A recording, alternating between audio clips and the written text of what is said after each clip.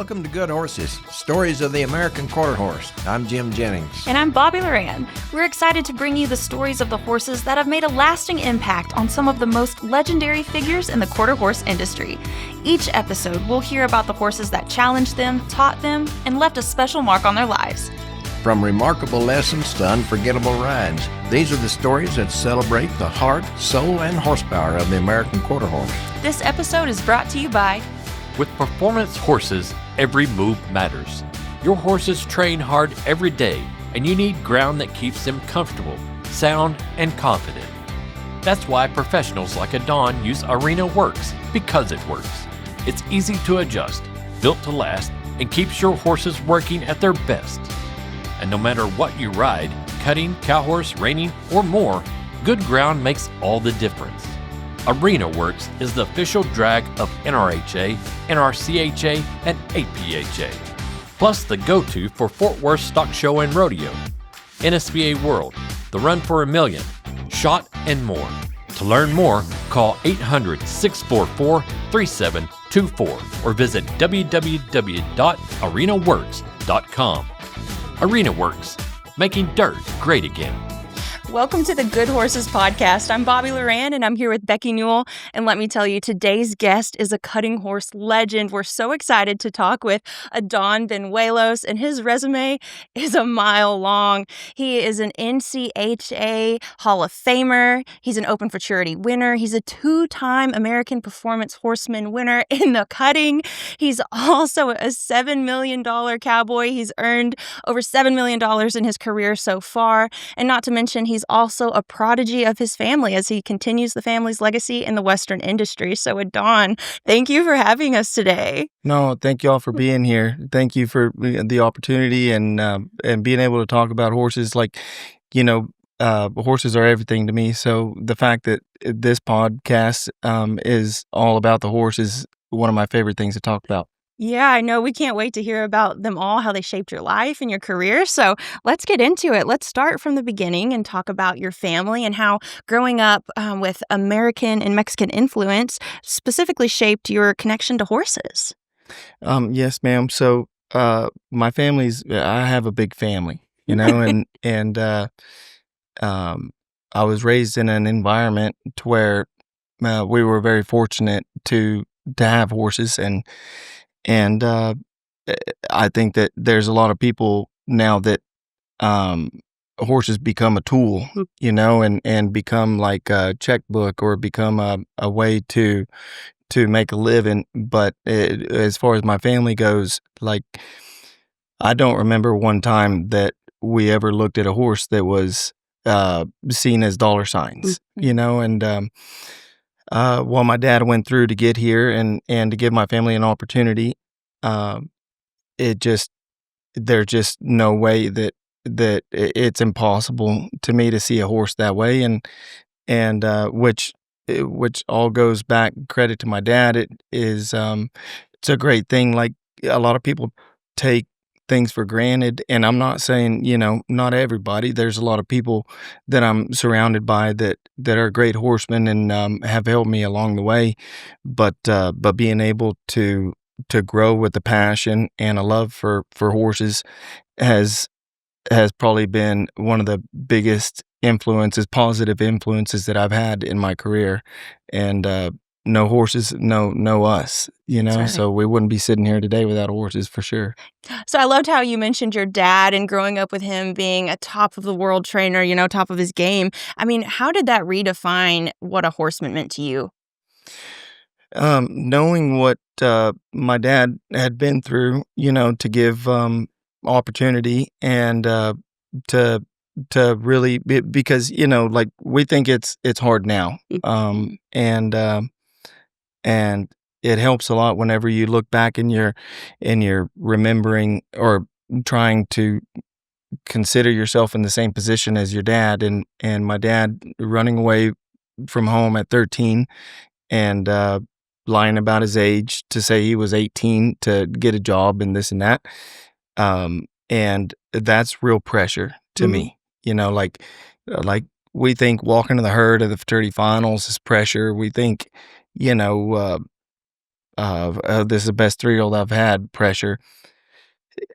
It puts things in perspective whenever you really consider, like, I don't know if I can get through the rest of the month with this paycheck type of pressure. That's pressure. Yes. And how my dad managed to keep his composure, which my mom had a lot to do with it, because even to this day, my mom, I could win a cutting and she'll walk straight up to me and she'll be like, "That was terrible." Not terrible, but like, "Hey, you moved your hand," or, "Hey, your horse looked worried," or, "I don't like that bridle." It's her favorite thing is she doesn't like certain bridles, and so maintaining the passion and composure and being able to separate the two, which is from pressure to a relationship with uh, a mammal that outweighs you times 10, and being able to get the most encouragement and positivity out of the horse to be able to help you get on the map, while on this other side of your head you've got real pressure, and you've got a lot of family depending on you, and my dad was sending a bunch of money back to Mexico for everybody, and that to me is like a real that's pretty cool, and Ray Lewis, he said it one time, which I'm a very positive person, so one of this football team's biggest defeats, he says, "Hey, we did what we're supposed to do. We performed, and there's people out there with real problems, and that stuck with me. That I saw that when I was like 19, 20, and 15, 16, 17 years ago, I saw that, and that's how my dad, they look very different, Ray Lewis and my dad, but it's a huge reminder of, like, no matter what happens today, we're blessed to be able to do it. And when you go through that door and you're having the worst day, you go out there and you make somebody smile. You say, "Yes, ma'am, no, ma'am," and try to pick people up, because the opportunity that you have in front of you is why we're here. Everybody wants to be here to win, but at the end of the day, there's only one winner. But the opportunity is why we sign up, and this country's created opportunity for people that you can't compare it to any other place. So I think that there's some things that the cowboy has kept on the table, as far as integrity and as far as just having some morals along the way, and the passion for horses that my family carries. There's only a few families that I've seen that I would compete against as far as my family goes. Yeah. I mean, you truly have your heart on your sleeve, and it's so evident that family is everything to you. And Very much. yeah, we just love that y'all are all about the horse, because that's what we're all about. Yes, ma'am. So let's Yes. talk about some horses. I mean, growing up, did your dad have any certain horses in his string that were just unforgettable to you? well, yes, ma'am. Unforgettable good. Well, no, there's both kinds, there's horses that, and being able to separate one from the other, because when you reach a certain point in your career, you sometimes you do get off of a horse that really is not, everybody pays the same price in training. So you have to give an equal amount of effort, and I did as a kid. I hated school, and I wanted to be in the barn as much as possible, and thank goodness my perseverance about getting out of school succeeded. So I went to like the second day of third grade, and I was so happy when it was the end of it. But I do remember, and this is gonna be, my dad's gonna hate this, but there was a mare named Doc Mary, and where I grew up, or wherever I was raised, I'm not saying I grew up yet, but where I was raised, the indoor was probably 200-300 yards from the round pen, and my dad had everybody kind of scared, back then, because he was at the top of his game. He's very intense. He's focused and this and that. And I saw my dad get bucked off twice that day on his best horse, on his very best horse. Wow. And he was the only one out there. So my uncles, Carlos, Cookie, Diego, and Joe, we all kind of looked out that way, and there's dust flying, and then all of a sudden he's on the ground again.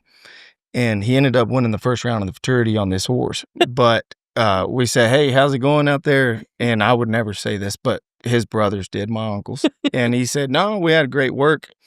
But he was hoping nobody saw it. But we all saw it. We all saw it. But being able to go, just a week before the fraternity and having all that happen and get back on and promote confidence and be easy with a horse, those are lessons that you don't really, people don't teach anymore. And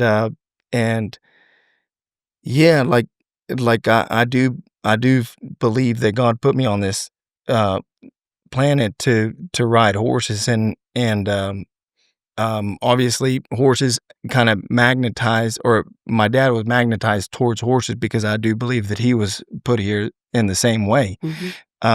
But whenever you come across the border illegally and you run away from home and you're working on getting your papers and this and that, and the horse bucks you off in the fraternities in 4 or 5 days, that's real love to not get on and address that issue.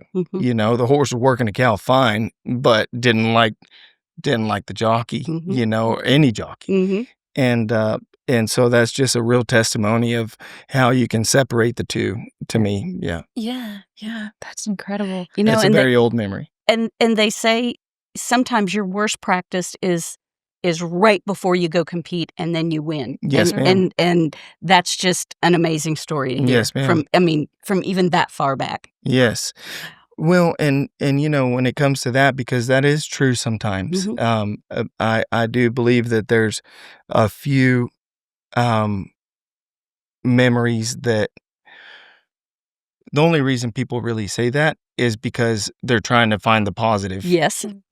At a oh shit moment. Like, man, I didn't get worked very good this morning and this and that. And a great friend of mine, Sean Flynn, he the year I won the fraternity on Allspice, he's like, hey, why are you so worried about today's work? He's like, you've been working this horse, and like, you've done the homework, you've done what you need to do to promote the right things, and you cut a bad cow this morning at home, or she was a little fresh, or who knows what, but it really all comes down to, we really care as competitors. Yep. So the adrenaline, if you're not feeling the nerves, you're in the wrong business. Yeah, right.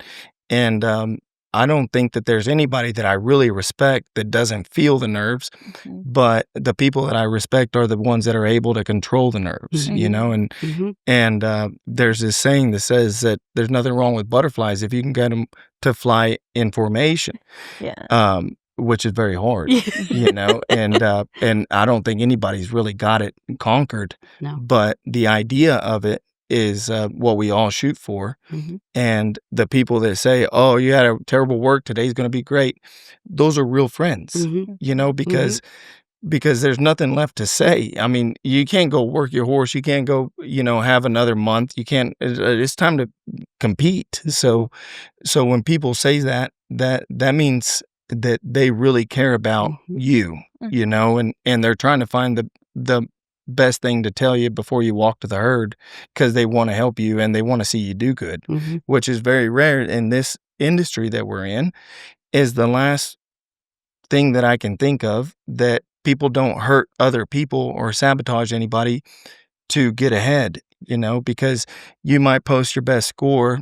It might change your whole life, the score that you've got put up there.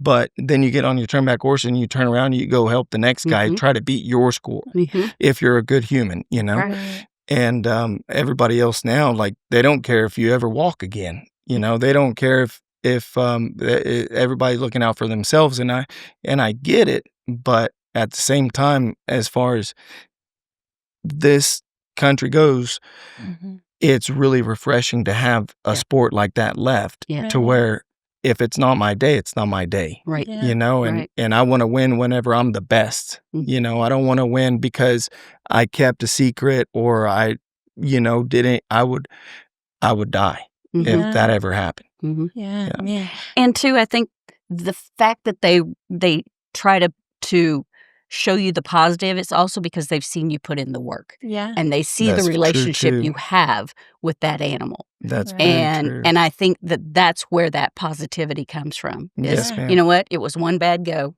Move on. Yeah. They And just, go do Well, your thing. Yes. And it takes a while, like talking to younger people that are trying to get started and this and that, like those guys are supposed to be a little quiet. Mhm. Your idols are supposed to be a little quiet Yep. because if they're not, when they say something, it doesn't Mean really anything. hit home, Mhm. right. and you really want to talk to them and you really want some advice and you really but they already know that you're not ready. Yep. And then later on down the road when they say something, it might be a whisper, it might be a look, Mhm. for all you know, but it hits real deep. And if they start giving you the look or giving you advice too soon, it's just another word, it's just another thing, and you don't fully appreciate it until you're ready. And they know when you're ready because the people that are really good at this are really good at managing brains. Yep. And I don't know who would be better at managing brains than people that are depending on a horse to put food in their fridge, Mhm. know English, Mhm. way stronger, and getting a horse to show up in a event that you have to put your hand down. Mhm. And there's not that many events that you have to put your hand down. Yeah. So it's like we all want to say Jesus take the wheel, but Jesus is busy sometimes. So it's whatever relationship you two have is how he's going to perform. Yep. Right. And it could be positive or it could be negative. It could be, a little threatened. It could be a little edgy. And trying to paint the prettiest picture that we can, Mhm. which all revolves around confidence. Yeah. Yeah. It really boils down to all the preparation and just letting all that prep meet its Yes. opportunity. Yeah. Yeah. And having the people to see it through. That's incredible. So let's talk a little bit more about the horses you had growing up. I mean, you competed at AQHA, our world show. Who were your special horses during that time? I've been on a lot of horses. And there's some horses that have never been heard of that will probably not come across as,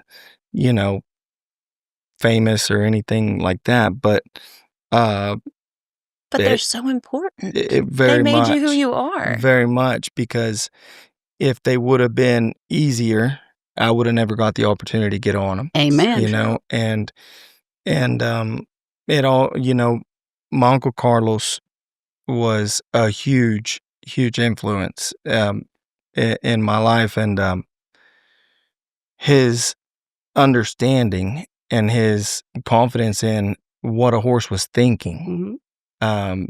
whether it was going to take 6 months to get it or but he knew which horses were worth it and which horses were capable. Right.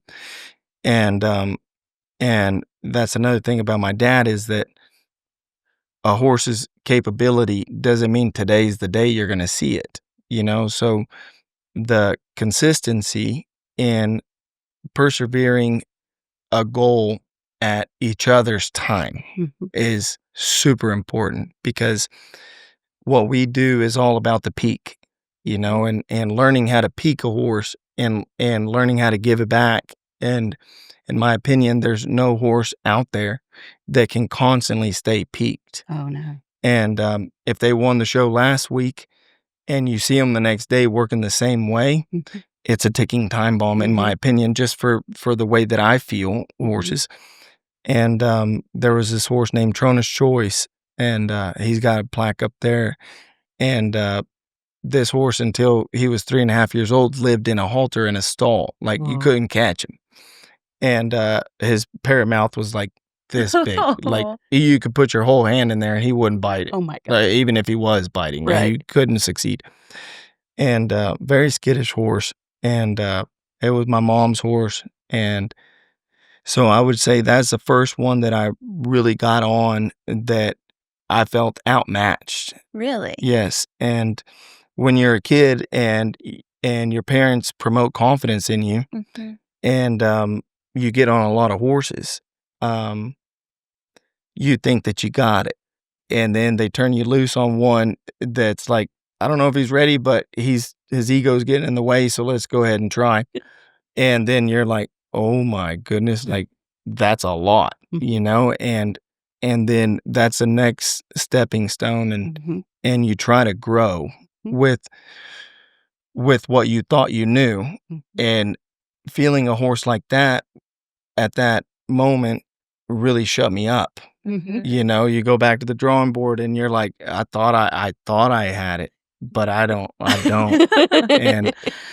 and so AQHA and Augusta, and the first saddle I ever won was Trona Choices, and then once you get into, I left to rodeo for a little while, and I moved to Vegas, and Mr. Wes Adams was a great man to me. He treated me very well, but he started a program called the Millionaire program, and I had already gone off to rodeo or rope, and then I was roping calves on this horse that was a millionaire. He was a Bodie Boonsball or something, I think, and I went to turn back for my dad at the first Millionaire cutting. And as I'm turning back, this horse kind of turned, kind of this and that, and my dad said, hey, why don't we give it a shot, and enter him? And I'm like, absolutely not. Like, that's a terrible idea. And so Farron Hightower gets on this horse, and he put a different bottle on him, and he kind of got him once or twice. And Farron and my dad were talking, and I could see this look in their eye that, like, I'm about to embarrass myself. So my dad put me in, and we ended up winning. No way. We did, yes, ma'am.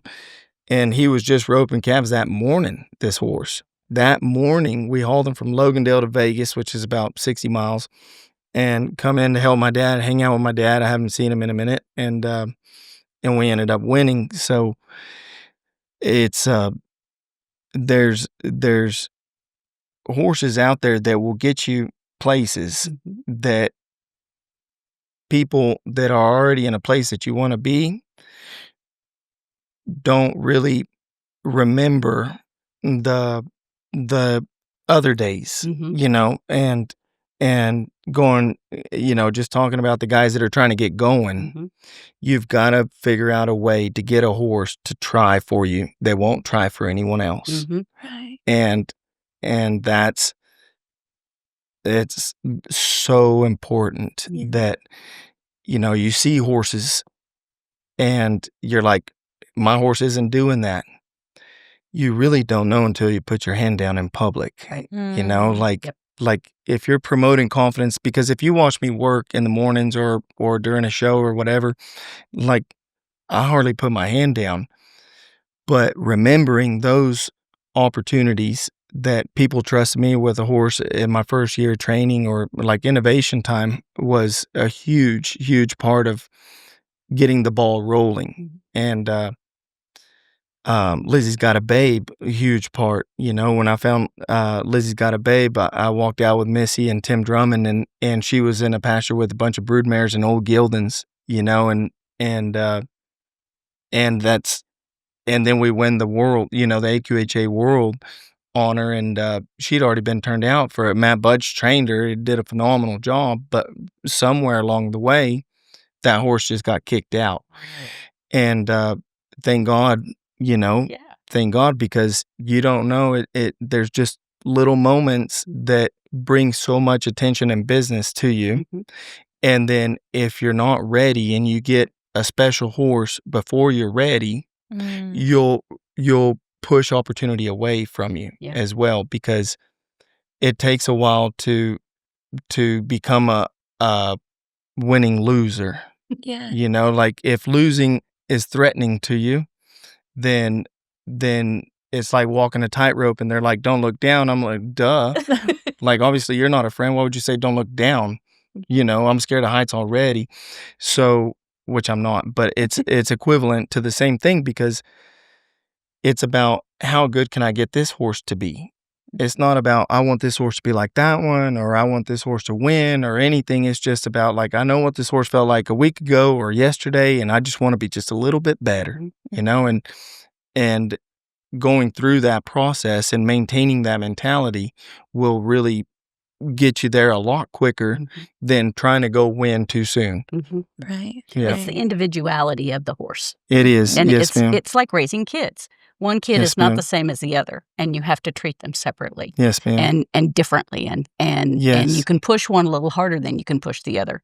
It's just that recognition of that horse. Well, and also too, like just touching on that, like, you know, you see kids that great kids, beautiful kids, and great families, and this and that, and then they go off to college, and then they just run a mess, you know, and whenever you say it, that's hot, don't touch it. It's important that you allow opportunity to find out for yourself. Right. And a lot of times there will be a horse just wanting to turn, and you keep them from it. And it's better off to just let him turn and just be like, there's Let 'em nothing learn. over there, you know, like come back over here. And then it's like, you know, and the more you keep something from something, the more they want to find out. Yes. You know, and allowing mistakes is the only way to communicate with something that doesn't speak English, Right. because then it's black and white, you know, and if you prevent it, then the curiosity remains in there, instead of just allowing it to happen and no pressure, just, hey, there's nothing over there, come back over here. And then they start learning a conscience. And in our sport, putting your hand down, a conscience is the most important thing. Yeah. Yeah. Yeah. Wow. That's cool. Yeah, you just got to let the horse kind of make his own mind up sometimes, make his own decisions. So Yes. have you had a horse that has been so smart? I mean, that just gets it. Have you had one in particular?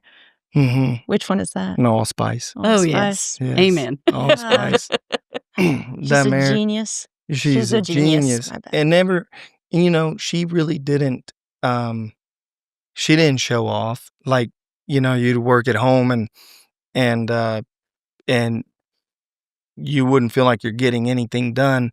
But and then a cow would throw a little oops trick at you, and you'd feel something that's like, well, we never practiced that, you know, and That was natural. and That was hard. that's natural. And this mare was huge, you know, she's big, all muscle, very feminine, very, very ladylike in her composure, but no pun intended, but like ladylike. If you tried to change her, she was like, hell no. You know, like, this is my way, you know, and so learning to get along was important, because I actually got her to feel the way that I wanted to during a work for the second go round of the futurity, and I put my hand down, and she did everything that I wanted her to do, and I didn't like it. And I swear this mare kind of looked up, and she's like, was that what you wanted? And I was like, I'm so sorry, honey. I'm like, you It's go like you back to broke doing her. it the way you did it. And she said, okay, shut up and hold on. And you know, I'll do good here. And I said, yes, ma'am. And like, that's the only time she ever moved that way that I worked hard on getting her to like move a shoulder or bring her nose or whatever. And I was like, that is the dumbest thing I've ever done, you know, and thank God for her passion Right. for the game, that she pushed me aside and followed through. Yeah. Now, you've ridden 2 of her siblings, right? And shown 2 of her siblings? Bad Booner Bad Booner Rising, yes, and ma'am. Storyteller also? And Storyteller, Yeah. yes, ma'am. Are- Incredible horses. Yeah, incredible horses. You've done very well with them. Are they like her? Yes, ma'am. Bad Boone Rising we call Bruce, and people think that I named him Bruce because of he's black and Bruce Wayne, you know. Bruce Wayne. But the truth is that he felt so good after we bought him that we give him 30 days off after we bought him at the 2-year-old sale. Mr. Roy Stalka put him through the sale, and this horse bucked so hard when we started back that it was Bruce because of Bruce Lee. You know, it wasn't Bruce from Batman. That's But awesome. he's black, so I let everybody believe that. But I was like, wow, this horse is very athletic because, like, we were holding on. Yeah. You know, it's not like we were He had something laughing. to say. Yes, he did. But when he did that, he hadn't seen a cow in 30 days, and his excitement, Yes. you know, was too much to handle. And right then I went to maybe West Monroe or somewhere, and I left him to my dad for like a week, and he never tried it again, never. But that's how much cow and excitement that he had hidden in there, that he felt like just a good old boy. And then you put him on a cow, and this horse turned into like a lot of emotion about it. And that horse really did a lot for me as far as learning sensitivity, you know, because when a horse has that much to offer like he did, and you keep asking for more, it's selfish. Yeah. You shouldn't do that, you know, because the way he's offering it is because you're happy with this, and the horse will give you this, and wants to then you show you start more. asking for this, and a horse will give you this, and going off of those two in comparison, he was a stud. Yeah. You know, so now it's two boys talking. Yes. You know, him and I, and he could do some of the coolest things. He wanted to crawl around, and I'm like, don't do that. and then we'd be cutting, and I was like, why aren't you crawling around no more? You know, and the way he dealt with me was great. Yeah. Because we're all learning. Yeah. You know, and this is difficult to say because there's people that trust me to just know what is right. You know, but at the end of the day, anybody that tells you they got the recipe without knowing the task, you know, Or the horse. Right. that's what I mean. Yeah. Yes. And they're kind of full of shit, because only really good horsemen will be like, well, I can see what you're talking about, but I don't know the horse. You know, so without knowing the horse, I really can't tell you, because everybody's different. Yeah. You know, we're all different, and they're all different, and storytellers, he's always at the movies, kind of. You know, like he's like the one that you'll be doing whatever, and he'll be like squirrel. Oh. You know, and but when he feels the intensity of a building, or he feels like a cow is acknowledged him, all that's out the window. Yeah. And he buckles down, and he gets so smart and so quick. Like, in my opinion, those really great horses, you don't really feel how good they are until the lights are on. Yeah. And we ruin a lot of great horses by trying to figure that out before the lights. And instead of just trusting the process, which takes a lot of losing along the way. Yeah. That is so neat. So I noticed that Bruce, or Bad Boone Rising, is out of Once in a Blue Boone, and so was Twice in Santiago. Can you tell us a little bit about that horse? Yes, ma'am. Yeah. Miss Gail. So Twice in Santiago came to me at the end of her 2-year-old year. Wes Ashlock had her before that, did a phenomenal job. Miss Gail Holmes and I go way back, and I owe most of my success to Gail and to the Quirks.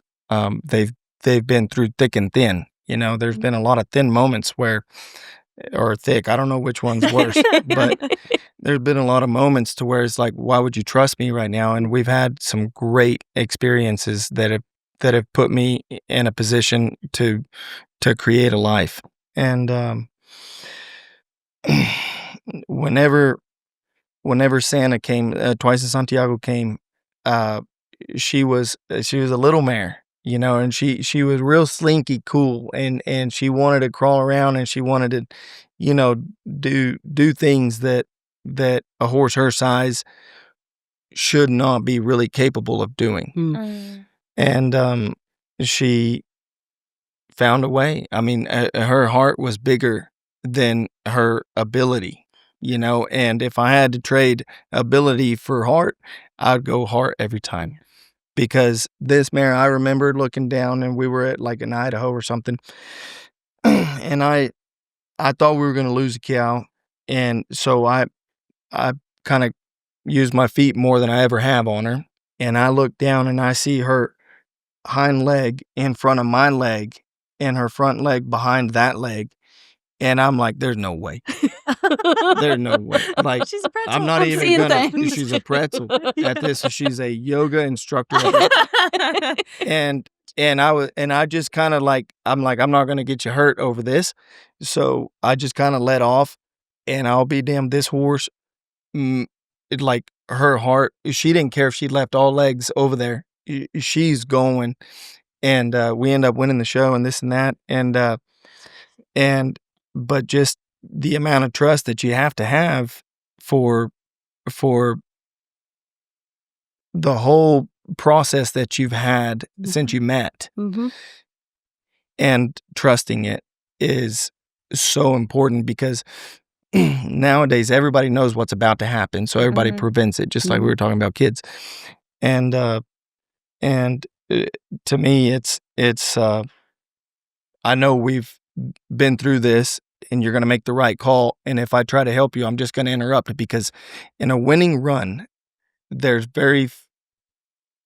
hardly no time to manipulate or to instigate things. Like on a horse, it's on a cow that's trying to beat you, and a horse is ready to win. If you get in the way, it doesn't take very much. Yeah. You know, you still have to be present and ready, but at the same time, it's all up to the horse a lot at that time. You know, 80-90% is up to the horse, and trusting that the horse will get out of a spot like that is important. Being at the top of the food chain is no accident. Being at the top of the food chain requires a certain hunger. It's by design. It's by passion for the prize, for the hunt. Extreme intelligence. Extreme speed. Extreme confirmation. Storyteller, a horse of extremes. So I loved how you said that Twice in Santiago had like the biggest heart, and you said you would go for heart over legs any day. So is there another horse that has had so much heart to display and just offer up in this type of discipline? Is there another horse that showed the same amount of heart? And right, that's whenever I got nervous, because like it's tough. Like I love horses as much as people, and there's very few people that I love more than horses. So degrading or disrespecting horses, that there's too many to mention, and that's because God's really been good to me. Yeah. You know, and I don't ever want to quit or forget about the blessings that we've had and the opportunity that we've had, because there's so many good hands out there, you know, and the fact that they picked me to trust me with the investment. But to me, it's like they're bringing me a great friend, you know, like to me it's pretty much a golden ticket that they're handing me, and I'm charging them to take the ticket, you know, to reach my dreams. And so I'll never take that for granted. But there's some horses that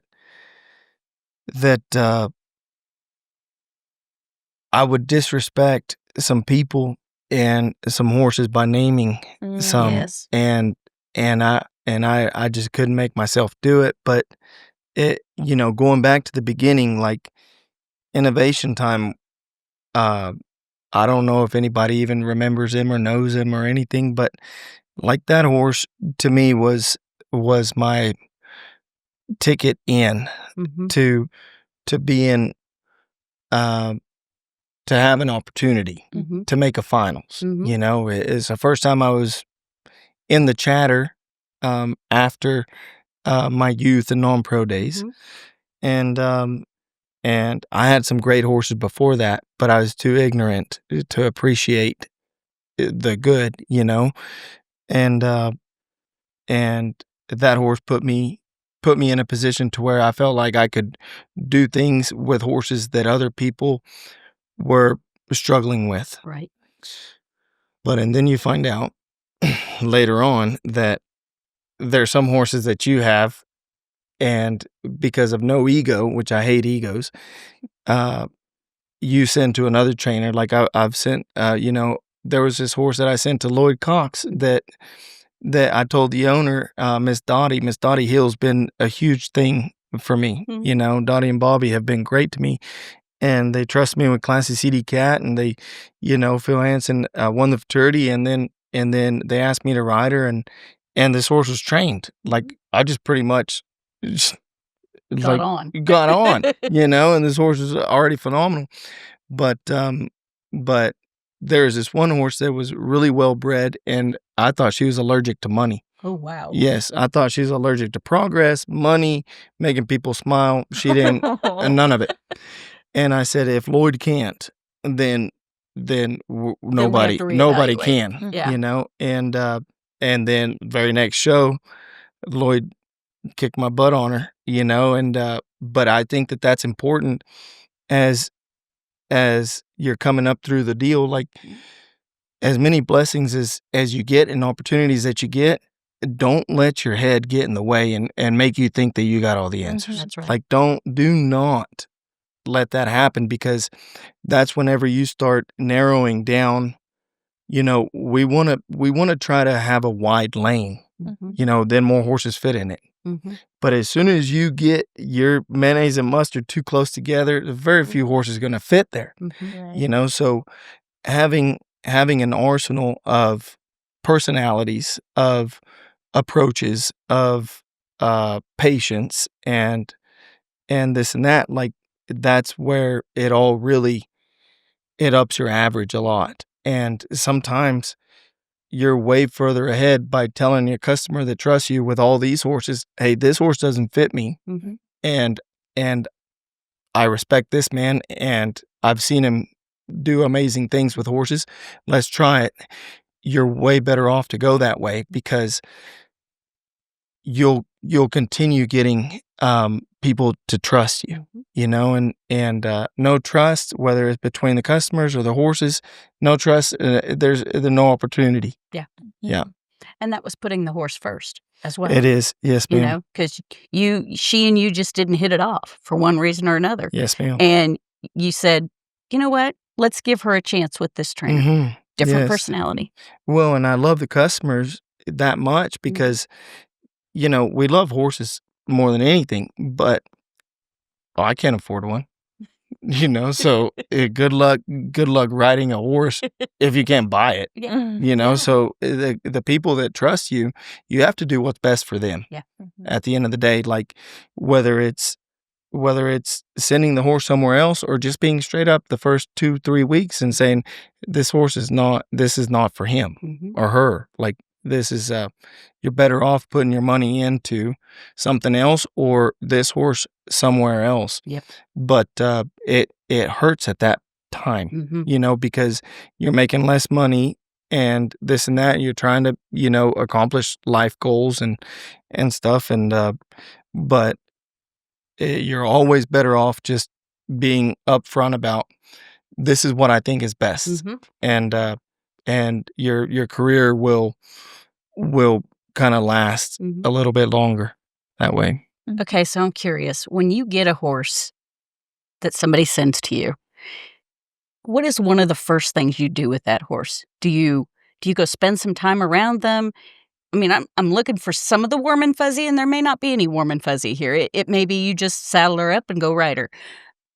What does that first introduction with that horse look like for you? You say hi. You know, Yeah. like you're obviously you're not going to walk up and say hello, but like, you know, it depends. You might see the horse for the first time tied to a fence. Mhm. You might see the horse pull in on a trailer and you can hear commotion. Mhm. You know, you might see the way the horse got off the trailer. You might see the way the horse is trotting around before you ever get near it. And there's little telltale signs Yeah. that good mamas have for kids and daddies. And the same with horse trainers. Yeah. You know, there's little telltale signs to where you can tell if this horse is too confident and needs to, like, hey, we need to come back and you need to pay attention. Or this horse is too sensitive and you need to promote confidence. Mhm.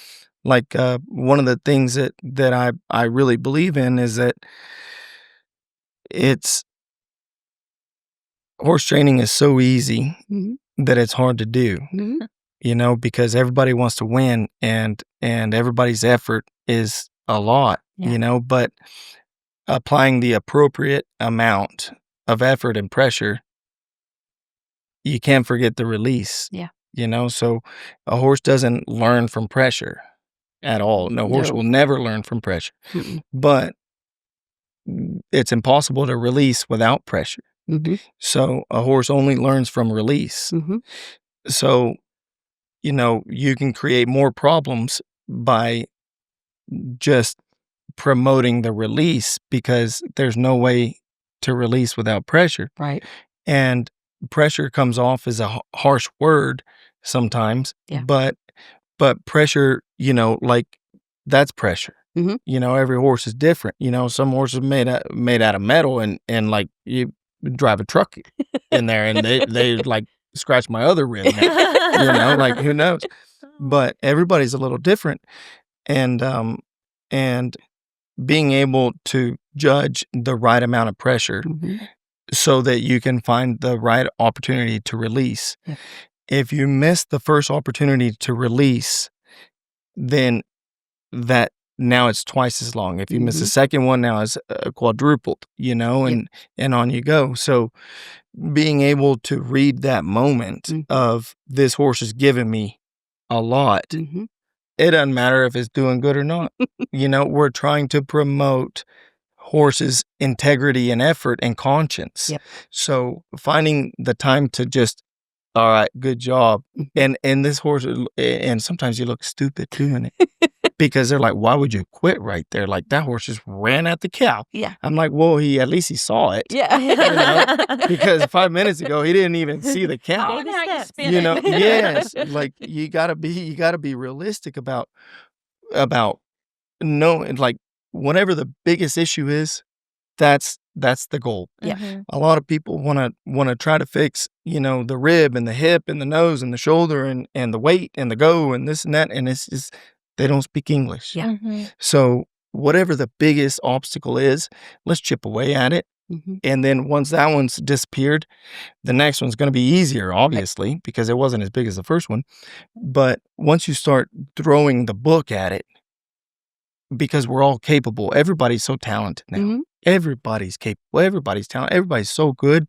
It's incredible. There's so many people that are better than me that are starving to death, you know? And it's frustrating, but at the same time, I know my daddy did it, you know, at the most crucial time to turn his life around, to make me and a family and this and that. Like, I know it's possible. Mhm. Yeah. Yeah.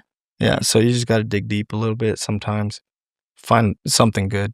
Yeah. There's always something good. Yeah. Yeah. Yes. Glass is Amen. always half full. My daddy tried to sell me a horse one time, like 4 years ago, not that long ago. And I was like, Dad, I'm not sure if it likes that bridle. And he's like, oh, no, it does. And this horse kind of moves his tail. And I'm like, Daddy, he's kind of moving his tail a little bit. And he stopped and he's like, will you find something good about this horse already? He's like, but that's a funny story. But at the same time, you got to find something good. Yeah. Because if you only capitalize on the negative, that's what you get. Yeah. Right. So find a quality and build on it. Yeah. And a lot of the negative will go away because a horse feels. Yeah. They do. Like even though you might be kicking and pulling and you're like, this horse has no feel, but I'm telling you on the inside, this horse is really wants to just hide in a dark room. So how do you bring, a human out of a dark place? It's just confidence.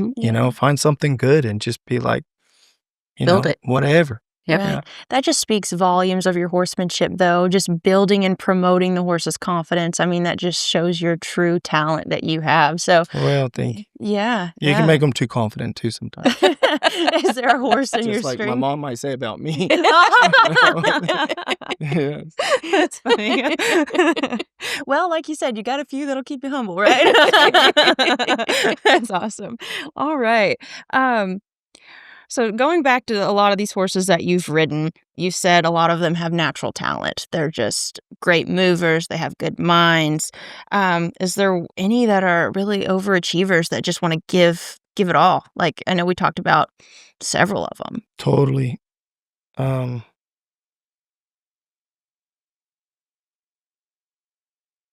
Yeah. So I think as far as overachieving goes, there's been some horses that, because, okay, so since I was a kid, right? Like my goal's always been that whenever a horse retires, I want a horse to go get turned out and wonder when it gets to work a cow again. Yes. I've never wanted a horse to get retired and be like, thank God that's over. Mm-hmm.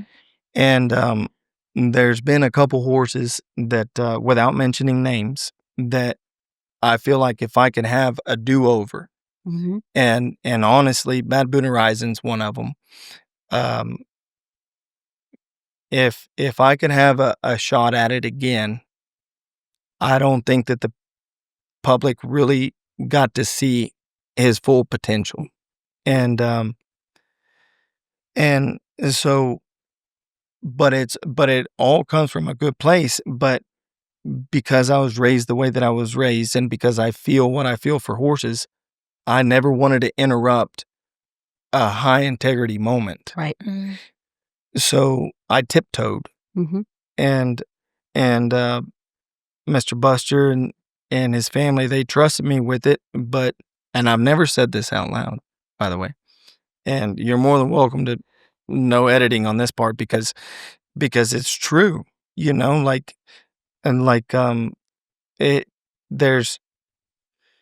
there's no way you could, get this far in your career and not have a thought of, I could have done better, The do-overs. Yeah, you're a loser if you feel like you couldn't do any better. And so that horse to me was something that is by far the most expensive horse I've ever bought, for anybody. And Mr. Buster, when he started trusting me, with his business, like he told me, he said straight up, he said, Adan, he's like, I'm eager to buy a good horse. And I kept waiting, and I was like, oh, we try it. Oh no, that's I'm a little skittish about it. And finally he just said, Adan, I'm telling you, and I've never had anybody talk to me like that, and he said, Adan, I'm wanting to buy a good horse. So you need to do it, or I'm going to find somebody that can do it. And I don't think that he would have gone anywhere else at that moment, but he was kind of treating me a little bit like I was in school for just a second. And he's like, hey, you're being a little too nice and you're being a little too cautious. Like, let's roll the dice. Okay. Well, the most expensive horse I had bought at that point was $60,000, and this horse brought 150. Oh my goodness. And so now we're spending, I mean, $1 million is like Skittles, it's like leaves falling off of a tree, and I'm so eat up on the inside, and these people are like, should we get a bottle of wine for dinner? And I'm like, oh my God, you guys, like, I'm stressing over Yeah. like, I'm really stressed about this. And you guys are wondering about which wine. But it all goes back to what horses provide for people, because there's a lot of people in our industry that are passionate about it. Mm-hmm. And they could have, bought a NASCAR. They could have bought a yacht. They could have, anything. And the fact that these horses capture their attention and their passion, you can't compare it to anything. Right. And the fact that I'm one of the lucky ones that was trusted with it and messed up and continued to have opportunity. Mm-hmm. It's truly grateful, but I would say that Bad Boon Horizon is the horse that to me was always offering more. Mm-hmm. And I caught a little shit from some friends that are judges, after, and they're like, man, if you'd have just kicked him one time, like, you could have won the futurity. And I'm like, sheesh. I'm like, dude, I'm so happy right now, dude. I ended up second, and nobody knows if I would have just touched him. Mm-hmm. Like, we'd have been What really happened? like that horse had so much left in the tank that I do remember working my second cow, and it's the first cow that I've ever worked that I just didn't have any responsibility on me, and I literally enjoyed the ride, the moment. Mm-hmm. Yeah. I literally enjoyed that moment because I was like, oh, I'm about to have to do this. No. Nope. It was the most He read your mind. beautiful. Well, he like just got in rhythm. Yeah. And we had a lot of moments like that afterwards. Mm-hmm. But that was the first moment that I felt in my, as long as I've been doing this, that I was just enjoying it. Yeah. And not stressing or not worrying or not anything. Like, I was like, hey, good job, dude. Yeah, it was really, really good. And I love how you said that, we were so excited just to get second. I mean, it's those my little goodness. moments that are more meaningful than the win. It's like, this horse Yes, gave me ma'am. his all. What else could you ask for? Oh, absolutely, yes. Yeah. And winning comes in so many different forms. Yes. Right. And when you go out to the barn and you're gonna try to make today productive. Mm-hmm. If you think about yesterday, and yesterday ended here, and today you want this, you're setting yourself up for failure. Yes. A little bit. Yes. And if you look for the 1%, Mm-hmm. and we all spend more than 100 days on a horse, so at 1%, like, you're well over 100. Mm-hmm. But sometimes a horse will increase 3, 4, 5, 10% in a day, and you're looking for the 11th the next day. And a horse that, that, like I said, they're just here to please, but they have no idea, without consistent multiple days in a row, they have no idea. Like, yesterday was fun, so I gave you 10%. Mm-hmm. The next day, you're like, okay, now it's a job. I want that 11th percent. Mm-hmm. And then you end up negative 2, 3. Yep. And allowing a horse time to process information and create muscle memory. Mm-hmm. Sometimes our willingness to pursue and to win, we forget that just because that horse did that yesterday doesn't mean it's really set in. It's not embedded in there yet. Right. And and we look for more, selfishly, and it'll bite you in the ass, and then you'll learn, and then you keep trying again and again, and until you just get comfortable with win, lose, or draw, judges aside, public aside, like this is what I'm aiming for. I'm just aiming for a little better and a little better. Right. That just falls back on like unlocking their potential, fostering that confidence, getting them Yes, out of their ma'am. shell. I mean, wow, I'm learning so much. This is just Well, me mind too. blown. Yeah. So in a sports that, I mean, just there's so many sports that are result driven. I mean, of course, here in the Western industry, it's very result driven. How do you measure those moments with clients, with people that you're helping, that like, hey, this is a win? Like, yeah, we might not have went out with the gold globe or the gold buckle, but like, you should be proud of yourself. How do you foster that confidence, not only in horses, but people too? Yeah, well, it all depends on where you started. Yeah. So a win is different to everybody. The opportunity to walk to the herd for a lot of people is a win, and they could give a damn less if this horse runs out of the arena. Right. But the opportunity to walk into the Coliseum, and there's people that we really have no idea what they've been through, and there's so much riding on it for them. And so winning, to simplify it the best, is trying. Yes. Yeah. And that could be your horse, that could be yourself, like, hey, we did terrible, but my horse tried. That's a win. And I asked that same exact question when I was like 24, 25, and I asked Johnny Mitchell, because Johnny Mitchell's one of the most focused, intense competitors that also loves horses. There's some intense competitors that it's like, who cares what this horse has to go through? I want to win.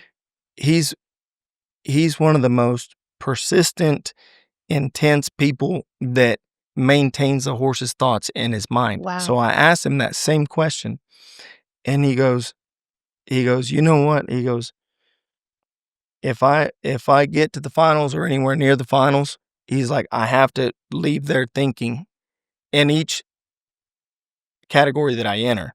So if he enters, 2 4-year-olds, 5 4-year-olds, and 3 or 4, 5, 6-year-olds, like, as long as if you don't do that, you'll eat yourself up, so, and a lot of times if you shoot for that, you might end up winning the show. Right. You show up trying to win the show, you might not even make it out of the first round. Right. It's the way it works. I don't know why, but it's because, the devil's always tugging on us in a certain way. And the hardest thing to do is most of the time the right thing to do, and when the devil stops knocking, then you got a real problem, because he's already inside. So like, if you're constantly pressing for that little bit better, which is hard to do because this horse has so much more to offer, but you don't ask for it. That horse will give you more than you're asking for, and you start asking for too much, and there's no way you're going to beat them. I mean, these horses are solid muscle, and they've been doing things way harder than this since the Pony Express. Like arrows in their butt and just running. Like they can endure way more than us. But it's important because if we mention all good horses that everybody knows about, it takes some confidence away from the guy that's trying on a horse that's not. Yes. Right. Yes. And it's important for young people to know that there's a way. Don't get used to trying to mold the horse. Like, sometimes you got to adapt. Yeah. Right. And to be honest, it's a lot like women. Like, even if you're right, just say I'm sorry, and then they'll be like, oh, hey, I'm sorry too. Like, that was huge of you, like, thank you for saying that, but I know that I was wrong. And just a little give you'll get more. Yes. Mhm. Yes. Yes. So it's important to mention horses like that, because if not, everybody just feels like you're chasing something that you can never get to. Right. Right. And when was Innovation Time part of your career? What time period was this? Oh, that was my first year in the Open. Oh, wow. Mm-hmm. Yeah. So your debut. Ish. Yes, Ish. ma'am. Yes. Yep. Yeah. I ruined a lot of horse before that. Yeah. I Luckily for believe.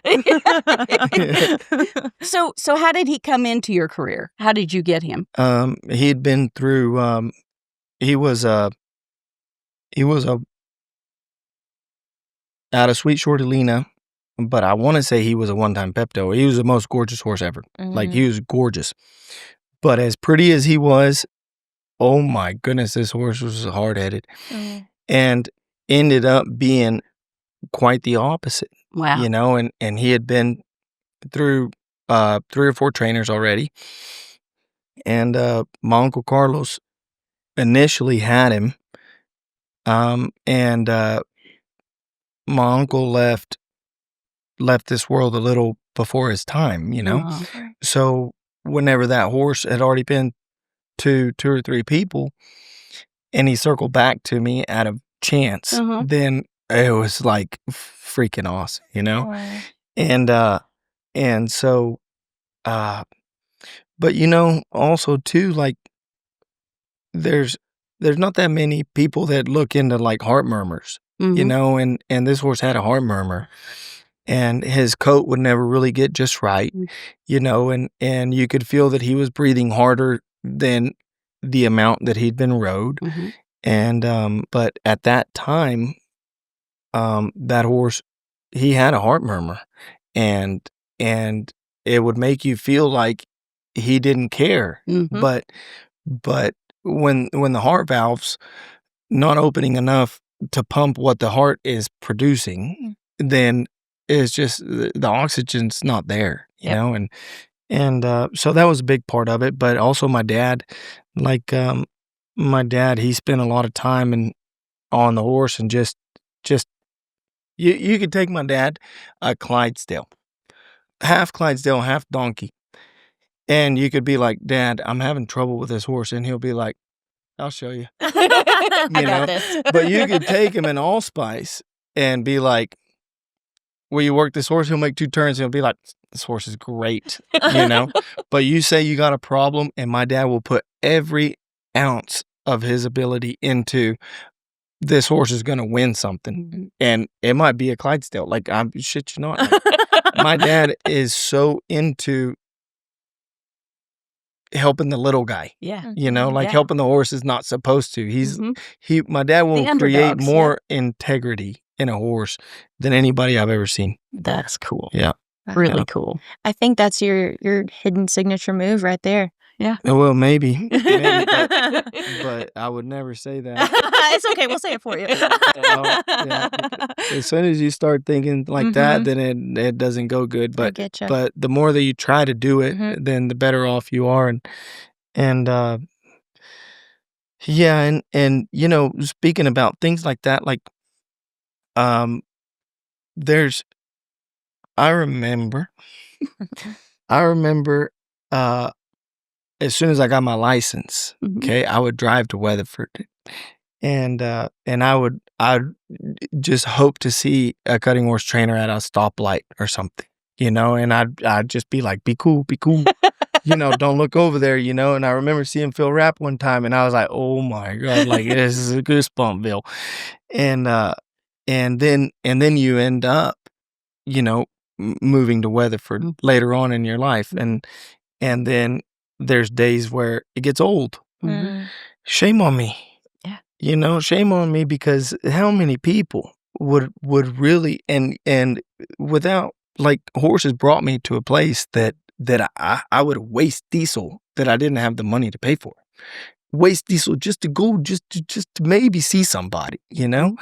And there's people out there that are working in the sticks, they're working in the country, they're working, and they don't have anybody to kind of bounce off of, or have ideas, or feed off of, or be competitive against, or whatever.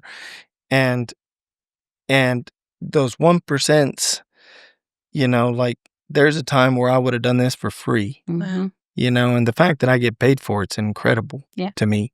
And and you have enough success or enough opportunity or enough stress that you forget that. And just me doing this interview podcast, like it's huge as a reminder to me too. So this is equally as good for me as it is for you, just to vent about some things that you put way back in your head and you forget, how blessed and fortunate we are about it. Right. Yeah. Very cool. So speaking about the journey to where you are now and how this has formed you and shaped you into the writer you are, I mean, Allspice, what did her career look like before she made it big? Yeah, so we Mr. Royce owned her. Miss Gail and Miss Dottie were interested in her, and I tried the mare like let's say before the bash, so early October, I'm guessing. Horse felt like wow, and we never got out of a walk. And then now it's getting serious. Just before the futurity, it's getting serious, and she comes back, and Mr. Royce is a different creature. Okay, this Mr. Royce, he is something else now. He's like I'd be just like finally getting in the groove, and all slow, all very slow. And he'd come trotting up there. He's wiry. He's so energetic, and he's like 100 years old. This guy. And I'm sorry, Royce. No, you're not. But he's. I mean, you wouldn't expect him just. Hey, Dawn, a lot of that stuff that she's doing, like I want you to know, I spend a lot of time teaching her that, and I'm like, don't ruin my dreams right now. Like I'm thinking this is all her. And so anyways, he's one of the most honest people. And so anyways, we go through with it, and I have about 10 days, 2 weeks on the mare to myself. And I remember, I walked out here. I walked in that barn, and I called Royce, and he's like, "Can I call you right back?" And I'm like, "No." And I was like, "Royce, this horse doesn't feel like the way she was when you sold her to me. Like, I need a lesson." And he's like, "I can't come down there." And I said, "I don't care. I need it right now, like over the phone, like please." So anyways, I end up on this dirt road, and I'm just sitting there just listening for 45 minutes. And he's telling me his process or the way that he thinks, and I completely changed everything that I had. Whoa. And I really tried to mimic what the horse had grown up with. And after I felt like there was a click there, then I had a better idea of how to kind of migrate towards what we needed. And she was so stiff, you guys. This mare was so stiff and never turned stiff. But you tried to say, "Hey, honey, like bend a little," she'd be like, "Hell no." But you put your hand down and she'd be like, "Hell yeah,"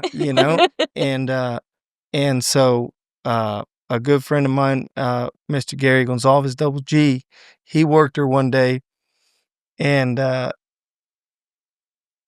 only my daddy, Mr. Sean Flynn, and Double G ever worked that horse.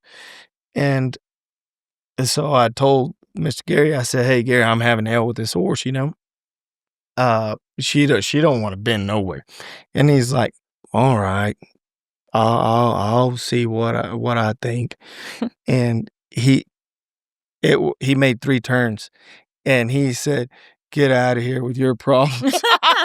He's like, "I got problems." He's like, "Try this horse and try that horse." And then, but watching it watching it and being able to be vulnerable, and seeing it for yourself, with somebody that has no history with the horse, because a lot of times you go to work a horse, it's like you're remembering yesterday or last week, last month, last year. And so you're already got that tension in you about this is what the horse came from. Honestly, Sean Flynn saved my futurity. Sean Flynn won me the futurity. Wow. Yes, because after the second round, I asked him to work her, and I had somebody on the mare on Allspice out at the flag. And I said, Sean's coming to work her. Well, I went inside the practice pen to work a horse, and I came right back. Now my dad's on the horse. Oh, no. And my dad's my everything. Yeah. You know, so, and then here comes Sean walking from the Coliseum, and I'm like, oh, this is going to be awkward, because my dad's probably going to feel like, why am I not working your horse, you know? And all people that care about me, you know, like, and so I decided to not even go over there. Oh. I literally chickened out, got on the fence, and I was like, I have no idea how this is going to go. But my dad was upset that she had a fly on her. So whoever was on her, he sent back to the attack room to get some fly spray. So my dad's trotting this horse around, waiting on me. And then I saw this mess happening, and I was like, oh my God, like, I'm so scared right now. And Sean walks up to my dad, and my dad says, can I help you? And he says, I'm supposed to work this horse. And my dad's like, here you go. And then my dad looks at me, and he's like, you little shit, you know? But Sean just, he didn't do that much. And he just said, hey, like, you have to trust everything you've already done. Like, why are you so worried about today's work? You know, and if you've done 90% right and 1 or 2%, 10% isn't perfect that day, how in the hell can 10% outweigh the 90? Mm-hmm. You know, and they put it in perfect, like, it just clicked. And from that moment on, I never criticized her again. Wow. You know, and this is a guy that's trying to beat me, trying to win the futurity himself, he's got his own problems, but the camaraderie and the friendship that this industry brings should never be forgotten. No. You know, That's right. it's one of the most beautiful places to grow up or to stay a kid forever, you know, however you decide to look at it. Like, that's a real testimony on how fortunate we are to have people like this. If we would have put this much energy into anything else, we'd own NASA by now. You know, like, there's a lot that goes into it. And then during the middle of all your problems, absolutely I will. You know, absolutely I'll help you. You know, and some people don't have a shot in hell of winning. And you still go out of your way, and you're like, yes, sir, for sure. I'd love to. And that's Christian. Yeah. You know, that's beautiful. Yep. And it's getting less and less, but at the same time, we shouldn't forget, nobody makes it on your own. No. Right. Anybody that says I got where I got on my own is a liar, Right. you know, because at the very least, you've got God on your side, Yes. you know, and good luck doing it without that one. And so it's a beautiful, beautiful way to go about it. And I'm so happy that I'm doing this today, because all these things that I'm talking about are reminding me about how fortunate I am, just as much as I'm here for you guys. I'm also here to tell myself too, bet. like, it's just a reminder of how beautiful of a life that we live. Right. And that sportsmanship, like, that doesn't go like wasted or unnoticed. I mean, it's truly paying it forward for the next person. And I just, that is so admirable. That's absolutely welcome. incredible. Did you see that same type of sportsmanship, like, at the performance of, like, the American Performance Horseman, mouthful? Are the big names the same up there on that grand stage? You know, everybody's got, everybody has their own way. Whether their intentions are good, whether their intentions are not. But as you go through this process, you know, for the last decade or whatever, I'm sure that if I would ask people that I don't normally ask, I'm sure their response would be helpful. Mm-hmm. But you grow closer to certain people, Right. and everybody that I competed against and with there was exactly the same way. That's Mhm. incredible. That yes. And I'll tell you what, this Austin Shepherd, he's an angel. Oh. This man, so he was first, you know, and they settled, Mr. Roy Carter settled them cows that day, like 4 hours before. Oh gosh. So we have nothing to do. No. Okay, we only brought one horse. There's only 5 people competing. So we're just sitting around.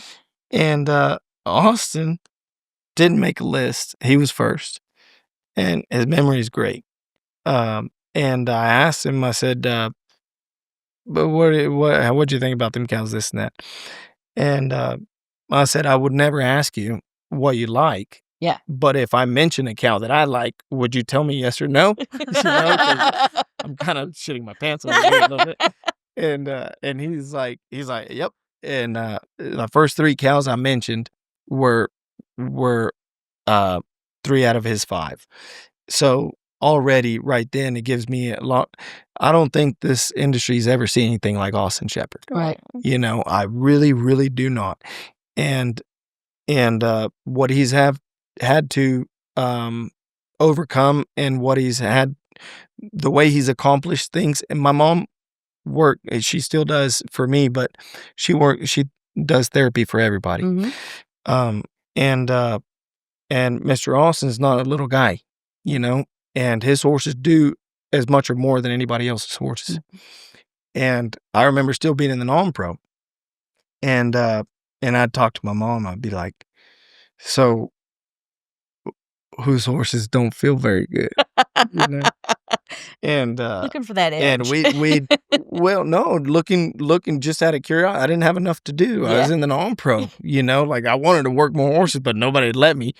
So she told me one day, she's like, out of all the horses that I work on, the most consistently feeling good horses are Austin's. Oh, wow. Wow. And those horses put out more effort, Mhm. and Mr. Austin's not the smallest guy, and he's a winner, Mhm. and he loves his horses, Yeah. Mhm. you know? Mhm. And a lot of times, 90% of the time, a horse can do the same maneuver, but if a horse is under stress, it'll affect him physically, Mhm. you know? And a lot of times a horse that is volunteering out of a good place in his heart and his mind can do way more and never stress himself, Mhm.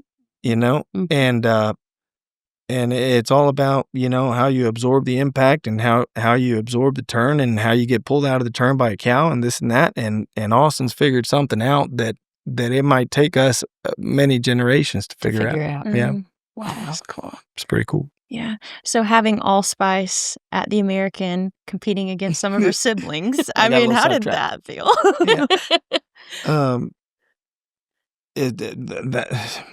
Listen, you could drive a Lamborghini and a Rolls Royce had a baby in there, and you would not feel as good as riding in there on Allspice. Mhm. This horse, she'd walk in there, and she'd be like, well, that's a lot of seats, you know? She'd be like, they better fill up because I'm coming. And her confidence, she was a true queen. Yeah. Like she a kind one, you know? And yeah, she walked into places, and she was just like, "This is my house," Mhm. you know? And yeah, it's pretty cool.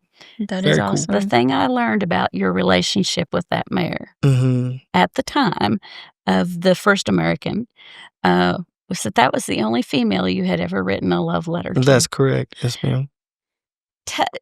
Where did that come from? I feel like she got retired before you got a chance to say goodbye. Yes, ma'am. Yeah. So, and it was right outside here. I was pulling in from somewhere, and man, I seen her get on the trailer, and I didn't really know she was done, you know. And it is business. It was very professional the way that it was handled. Right. All good. And anybody that ever complains about a horse leaving should remember they would never be sad if they never got the opportunity. That's right. Know? So shame on anybody that's ever like, I can't believe I don't get to show that horse. Dude, you'd be crying way less if you never showed it in the first place. That's So keep your mouth shut, appreciate opportunity, and on we go. But that the fraternity is a big deal, and my dad's chased it, my uncles, my family, my friends, everybody's chased it. And her and I winning the fraternity really has nothing to do with the way that I feel about that horse. Right. It showed me that confidence wins, and that just because what we think is right or the right way to do it doesn't mean it's the best way. Right. And I told that horse, or asked that horse, to do it a lot of different ways. And every time that we did good or won, we did it her way. No matter how much BS I put in her head, she'd just be like, thank God that's over. Like, now you can't tell me nothing. Yeah. And she's just, there's things that are born with a purpose. And freaking genius. Yeah. This horse. Yeah. Yeah. That's A real genius. She is out of Showbiz Kitty as our storyteller and Bad Boon Risings. Okay. Yes, ma'am. Let's talk about Showbiz Kitty. She never even showed, did she? Or she did. She did a little? She did, yes, ma'am. I think she won like maybe 10,000 or something. Okay. And I'm pretty sure she had a full sister. And the gentleman that owned the two of them, one of them had won 15,000 and one of them had won 10,000. So Royce Stalkup, he was riding horse for that guy. So he took one of them two mares in a trade, or he bought her or whatever, but very cheap. And the owner at the time that owned both of them, he kept the one that had more earnings, which was 15,000 against 10. And Mr. Royce hit a gold mine. Yeah. And this is a man that, I mean, he's plowing half the day. He's, trying to get his buffalo in the right pen the other half, riding colts, like one of the most talented human beings, very secluded, out in the sticks, like, I don't know if you know where Seymour is and all that, but I mean, yes, like if they see a stoplight, it's like, welcome to Vegas, And so he got the mare, and that mare's incredible. Yeah. As a mama, because you could breed her. I mean, what we've seen so far, breed her just about anything, and the mama comes through. Which, thank God for my family, the same thing. My mama's like a Showbiz Kitty. But yeah, it's crazy how... I was telling everybody, we don't have a Dam of Distinction award for performance horses. We have it for race horses. And they have to produce a certain number of babies, win a certain amount of money, and a certain amount of stake races and all of that. And I feel like there needs to be a Dam of Distinction award, because I feel like she would qualify just based off of three. She would. And are there? I didn't even look. Are there more babies out Rolls of her? Royce? Okay. Is one of them, and I'm sure there's more, but I mean, look at Rolls Royce. You got Rolls Royce, Allspice, Bad Boon Horizon, Storyteller. Storyteller is a freak of nature. Like, this horse is so quick, man. It's incredible. All right. Well, we ask everyone this question. You can call it another one of my loaded questions, but we've talked about a lot of good horses today. So, Adan, what makes a good horse to you? A good horse would be a horse that you can feel how much information it's absorbed from the day before. A lot of horses, they get really good in a day, but they only carry a little bit to the next, and some horses, the really good ones, I feel like you don't feel like you taught a whole lot the day before, and they come out the next day so much better. Yeah. So we all want an athletic horse. We all want a horse that's integrity's high and this and that. But having a horse that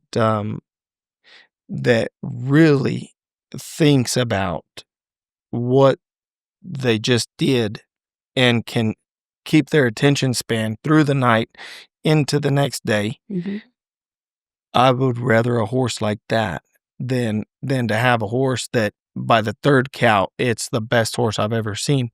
Like a horse that comes out and surprises you in a good way on the first turn, first cow is rare and phenomenal. Yeah. Yes. And it doesn't have to be the best athlete. Yeah. It doesn't have to be the best bred one, but a horse's memory and how much attention they put through the night about it. And they thought about it. Yeah. You can tell when a horse is like, oh, now here we go again. I better remember. That's normal. But a horse that comes out and it's like, oh, I'm going to blow his socks off today, and that's a good one. Yeah. They truly love what they do. Think about it in their off time. Is there anything else we missed that you want to add? Talk about? No, ma'am. I have one question, or I want to circle back to something. So you, really, I feel like, understand what the purpose of this podcast is. When you touched on this a little earlier, when you're talking about innovation time, and obviously you don't start on allspice, right? Nobody starts at that level. Yes, ma'am. So talking about the horses that came before that nobody knows their names, or maybe when you look at their papers, they're nobody, or their show records, they're, in quotes, nobody. So will you talk about that a little bit more, and, just what that means that you don't just start on a horse like allspice. Yeah. You don't just come out and ride a sister like Haley Kinsel. And Yep. So I think, and that's important because,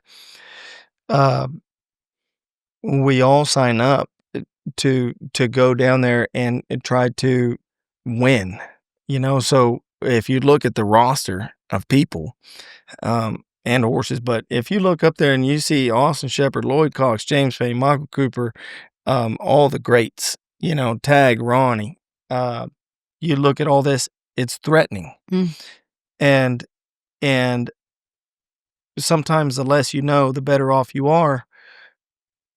But I would say that one thing that I've always wanted to do and really tried hard to do is to put my foot in the stirrup more as much as possible. And so you never know when the next best thing is around the corner. You really don't. And you can look all the way from Einstein to Michael Jordan to the guy that invented the light bulb. All these people,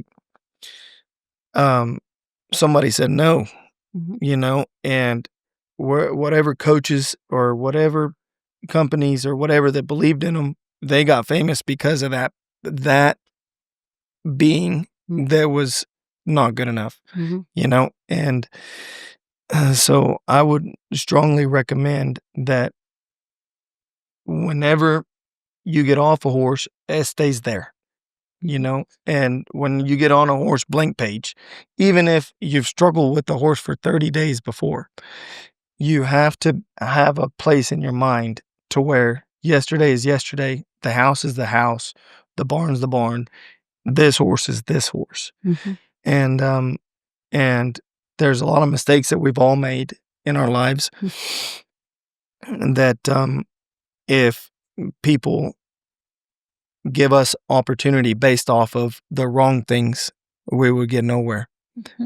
So same thing with a horse is if when you get on a horse, you've got to be somewhat of an actor to pretend that I've never met you before, and because there's a lot of times that I wake up feeling like I'm way better than the day before, and when I get treated like I was yesterday, then it doesn't feel good, Mm-hmm.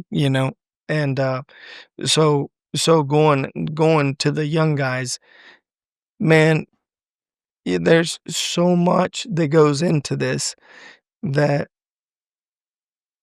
you suffer. Mm. Like, you really do suffer psychologically, physically. Physically more because of the calories that you burn, but psychologically, it's hard that once your muscle memory gets trained, that your psychological side can keep up. Mm-hmm. You've got to put in the muscle memory hours, but you could get frustrated or depressed in the meantime. So keeping your head fresh while your muscle memory gets trained and your mouth gets closed, because everybody wants to talk about it now. Mm-hmm. It's a God's honest truth. Everybody wants to talk about it, and everybody's looking for a good job. And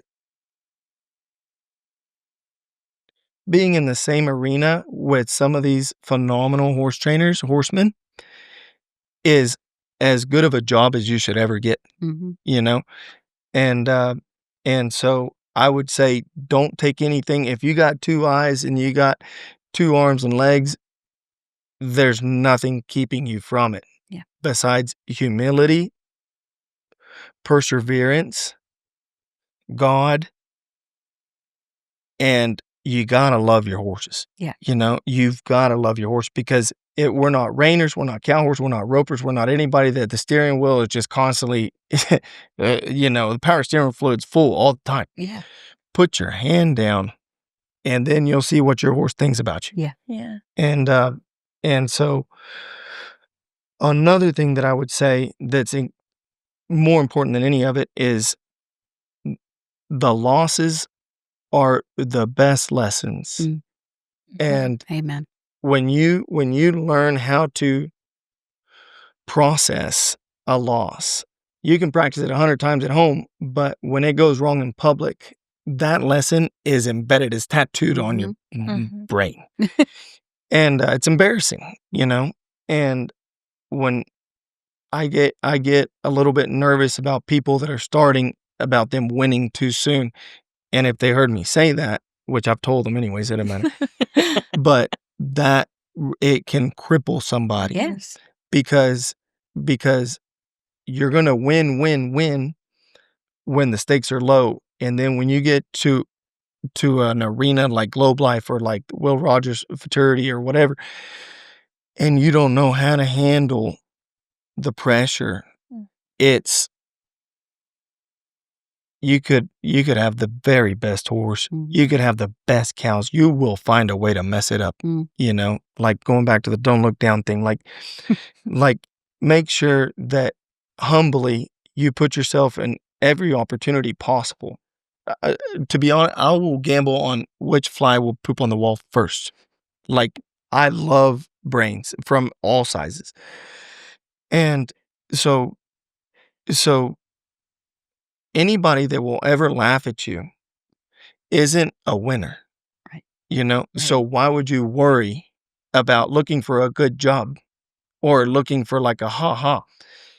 If they say ha-ha, then they're not a winner. Nope. And if they say good job, they have too much time on their hands to kiss your ass. It's not worth kissing anyways. So just and do and go, pray and try. And that's it. Like there's horses out there that get overlooked. The quality of pedigrees and bloodlines that we have now to deal with is not like my daddy had. It's not like Ronnie Rice had. It's not like Mr. Bellenfant had, or Mr. Buster.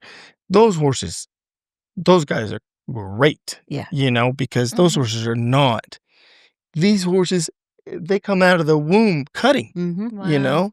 and we can get in the way or we can promote it. Either way. Obviously there's some that a little more challenging, and I don't want this to seem like it's all easy, but it's as hard as you make it. It's so easy that it's hard to do, because we all have a fire in us that's trying to do something. We all want to change our family's life, personal life. We all want to put a stamp on it. And I would just, I don't even know if I answered your question, but No, I think she did. Yeah, It was amazing. it was. Made her cry almost. I saw that. So good. Yeah. That's incredible. Thank you, Adan. yes, ma'am. Yeah. Yes, Awesome.